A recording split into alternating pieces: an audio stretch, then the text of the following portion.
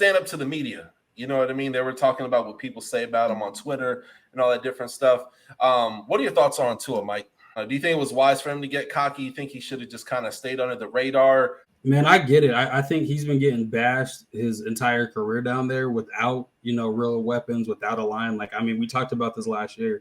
They've had one of the worst lines for a quarterback that came into the NFL injured by a lot. Like, I mean, they had a bottom 5 line. So for them to expect, success when you're not setting this man up for success, and I don't mean you both are big advocates of, like, you got a franchise quarterback, you better make sure this man has a line, and you better make sure that man has weapons. If he does not have that line in place, doesn't matter who you got a receiver, you can't throw from on your back. So I'm saying that to say, like, having somebody like Tyreek Hill that came in there, giving him a bunch of support. Tua's in year 3, and this is really the time where you either take your leap or people think you're not the real deal. So, I mean, regardless if he talk trash or not, this year he's under the microscope. He has receivers. He has a phenomenal tight end room. The Dolphins pulled off some phenomenal moves for that man to have a line. He has running backs and a solid defense. Like, there's no reason they can't make the playoffs this year if he plays up to snuff. And they have an offensive genius calling plays, really, right, with Coach McDaniel. So I feel like he's going to be set up for success. I get the frustration. I like the shit talking Doug personally. Me, myself, I like it. I just want him to go out there and show everybody what's good, show him that he can actually be a franchise quarterback for y'all when he is surrounded by weapons, which when he was at Bama, had a phenomenal line, had weapons. They did work. You know what I'm saying?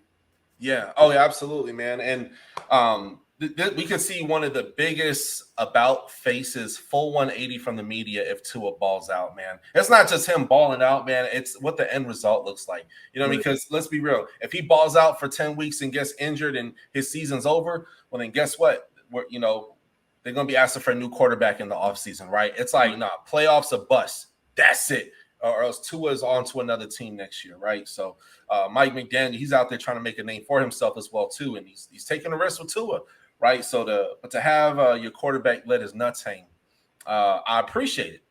Excuse my language, but I appreciate it. I appreciate a quarterback who's like, nah, man, enough is enough. You can shut up. Not that he said those exact words, but – and he mentioned, like, did you see that pass?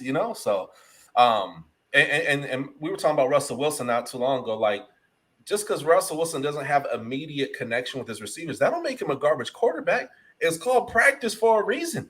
You know what I mean? Like, you get new teammates. Look, man, remember when LeBron went to Miami? You know what I'm saying? When LeBron went to Miami, they were not winning right away. When Ray Allen went to Boston years ago, you know what I mean? They were not winning. It takes a minute sometimes, right? So, man. But, hey, shout out real quickly here to Eric Wren. Winning fixes all. Tua just needs to do what it takes for Dolphins to make the playoffs. I agree. Time to tune in. Now another Sports Center. It's a movement.